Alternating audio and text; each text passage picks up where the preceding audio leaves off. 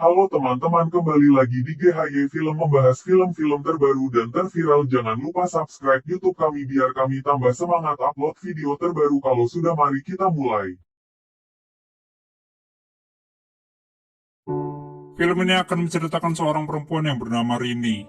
Dia sendiri tinggal di pinggiran kota Jakarta di sebuah rumah tua milik neneknya yang bernama Rahma Saidah. Dan Rini mempunyai sebuah keluarga tentunya. Dia memiliki ibu yang bernama Marwani Suwono yang keadaannya sekarang sedang sakit keras. Kemudian seorang bapak yang aku nggak tahu siapa namanya. Terus ada ketiga adik laki-lakinya yaitu Tony, Bondi, dan Ian. Dan story diawali dengan masalah finansial keluarga mereka yang kehabisan uang untuk biaya pengobatan sakit sang ibu yaitu Marwani. Penyakit yang begitu parah membuat Marwani tak mampu menggerakkan tubuhnya dan hanya berbaring di tempat tidur saja. Bahkan untuk memanggil dan meminta bantuan, Marwani harus membunyikan lonceng. Aduh, jadi keinget tukang es cendol. Ini kapan sih di karantina terus kan jadinya nggak bisa manggil emang-emang es cendol. Terus nyumput. Kemudian berbagai upaya dilakukan keluarga Rini untuk mendapatkan uang tambahan. Termasuk Rini harus berhenti kuliah dan meminta royalti milik Marwani yang sempat berkarir di dunia entertain. Jadi sebelum sakit keras, mamanya Rini adalah seorang penyanyi hardcore dan lagunya yang terkenal berjudul Kelam Malam. Bu, bu.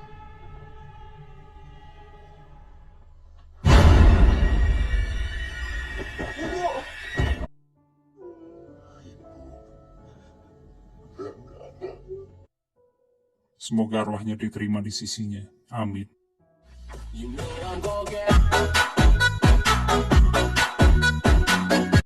Apaan sih?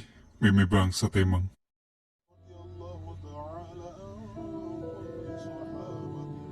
Di pemakaman Marwani, keluarga Rini bertemu dengan seorang ustadz yang aku nggak tahu namanya. Pokoknya ustadz siapalah. Tapi aku tahu nama anaknya. Namanya kalau nggak salah sih Hendra. Hai, aku Hendra, anak Ustaz.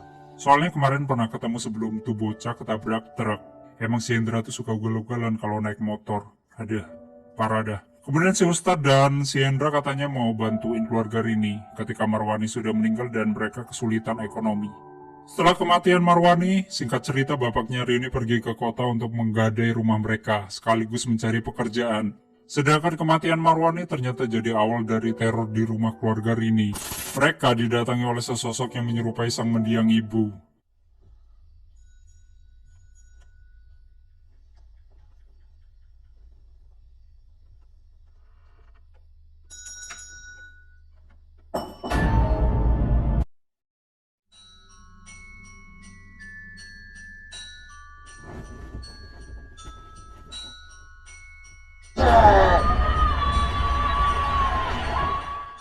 Dan di sisi lain, nenek mereka pun ditemukan oleh Bondi, tenggelam di sumur yang pada akhirnya meninggal.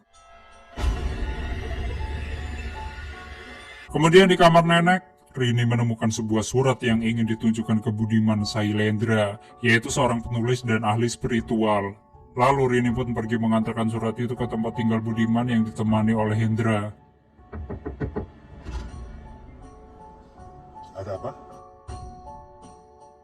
Di sana Budiman memberitahu Rini bahwa ia adalah kawan neneknya dulu, dan ia menceritakan bahwa dulu neneknya tidak menyetujui pernikahan orang tua Rini karena Marwani adalah seorang seniman dan tidak bisa mempunyai anak. Zaman itu, seniman itu kurang bermartabat, dan ibu kamu tidak bisa memberikan keturunan. Oleh karena itu, Marwani pun diketahui telah mengikut sebuah sekte pemuja setan demi mendapatkan keturunan. Dan kamu percaya ibu kamu berdoa bukan kepada Tuhan, Jadi berdoa kepada siapa?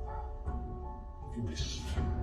Sementara itu, Bondi yang terkejut sehabis menemukan mayat neneknya di dalam sumur, mulai berlaku aneh dan hendak menyakiti adiknya yang bernama Ian.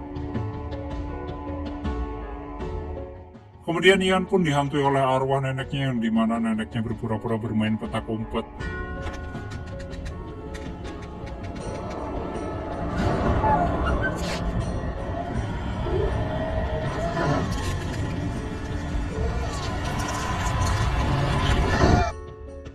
Dan di sisi lain, Tony, yang sedang membaca majalah maya pemberian dari Budiman yang memiliki artikel mengenai pengabdi setan.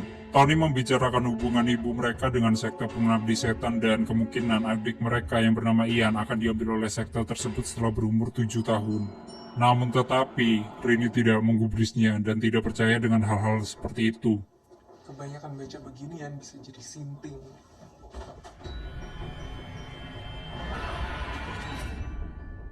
Setelah mengalami beberapa kejadian menyeramkan, mereka pun memanggil sang ustadz untuk memeriksa rumah mereka. Dan mereka pun dinasihati untuk lebih banyak beribadah. Kemudian ketika malam, saat Rini sedang sholat, ia diteror oleh hantu Marwani yang mengakibatkan Rini dan adik-adiknya beralih ke rumah sang ustadz.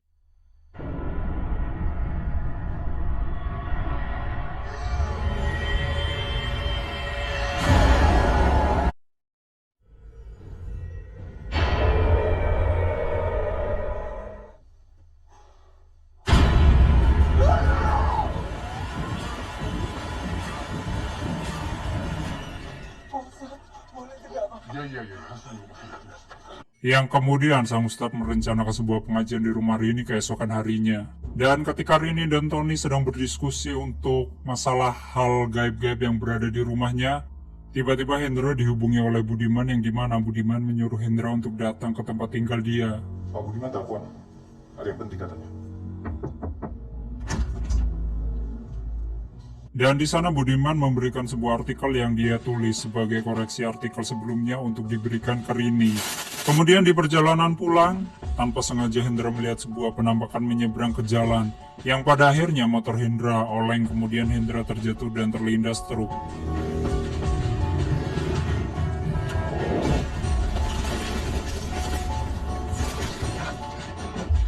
Karena aku udah bilang si Hendra orangnya suka ugal-ugalan. Lalu jenazah Hendra pun dibawa pulang oleh warga sekitar.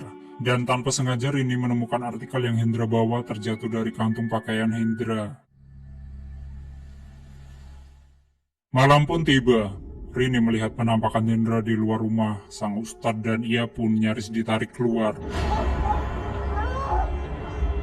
Sedangkan di sisi lain, sang ustadz hanya memperhatikan dengan rasa takut dan menyerah karena anaknya telah meninggal akibat ikut campur dengan urusan keluarga Rini. Kemudian bapak mereka pun datang dan membawa mereka pulang, yang kemudian menangis saat diberitahu bahwa ibunya telah meninggal akibat tenggelam di sumur. Saat Rini hendak berbicara dengan bapaknya mengenai ibunya di malam ketika Marwani meninggal, Ian yang sedang buang air kecil di dekat sumur ditarik oleh arwah nenek mereka ke dalam sumur, yang kemudian bapaknya pun menyelamatkan Ian. Ian, Pak!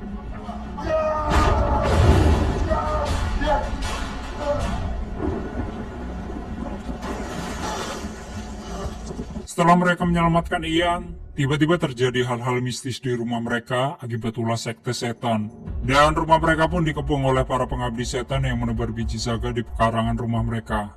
Lalu Rini, Tony, dan bapaknya pun terkunci di lorong tangga akibat ulah nenek mereka. Sedangkan Ian ditarik oleh nenek mereka. Kenapa nggak langsung ditikam dan dibawa kabur aja nenek? Kurang berguru sama Wewe Gombel nih si nenek. Wewe Gombel kan ahli banget sama hal-hal culik-menculik anak kecil. Pro player dah si Wewe Gombel pokoknya kalau hal-hal begitu. Oke lanjut, kemudian bapak mereka memohon ampun ke ibunya dan istrinya. Sedangkan Bodi berhasil menyelamatkan Ian dan menggagalkan usaha nenek untuk mengambil Ian. Dan untuk para pengabdi setan pun pergi, lalu rumah pun kembali tenang. Mereka sudah pergi. Semua sudah pergi. Next day di pagi hari, keluarga Rini memutuskan untuk pindah dan mereka pun sudah siap untuk pindah ke rusun dan menunggu mobil jemputan mereka. Tetapi sayangnya tidak ada yang menjemput mereka sampai petang, yang kemudian sang ustadz pun datang untuk meminta maaf bahwa ia tidak bisa membantu mereka lagi.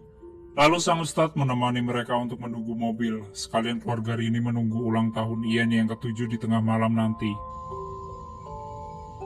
Malam pun tiba-tiba Rini terbangun dan mengingat artikel Budiman yang dibawa Hendra dan menceritakannya ke Tony. Selagi mereka berbincang, bapak mereka digentayang oleh Marwani dan Bondi menemukan Ian berbicara bahasa asing sambil melihat ke jendela. Ian, kamu ngapain? Lagi bicara sama teman-teman.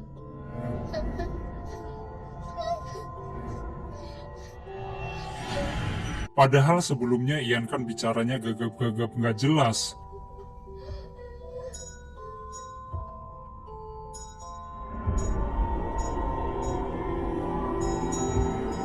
Lalu, Rini, Tony, Bondi, dan bapak mereka pun bersembunyi di kamar nenek yang pada akhirnya mereka tahu bahwa mayat-mayat telah hidup dari pemakaman untuk mengambil Ian.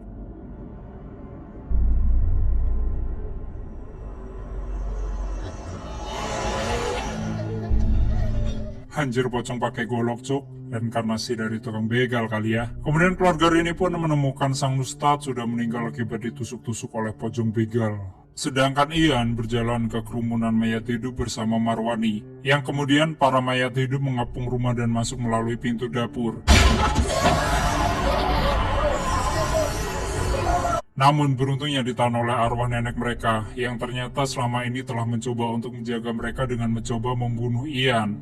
Yang pada akhirnya Budiman pun sampai dan membawa keluarga Rini pergi dari tempat itu. Ian, dia bukan anak kamu. Sejak awal dia bukan anak kamu. Setahun kemudian, keluarga Rini telah menetap di rusun dan mereka dihampiri seorang tetangga yang memberikan mereka rantang makanan. Makasih banyak ya, Bu. Sama-sama. Kemudian, sang tetangga pun kembali ke rumahnya dan berbincang ke Batara. Dan terungkaplah bahwa ia adalah Darminah, yaitu pemimpin dan penyembah sekte iblis yang menyebarkan benih-benih ke orang-orang agar tercipta lagi penyembah iblis yang baru. Ya, contohnya si Ian tadi. Oke, seperti itu ya story film Pengabdi Setan.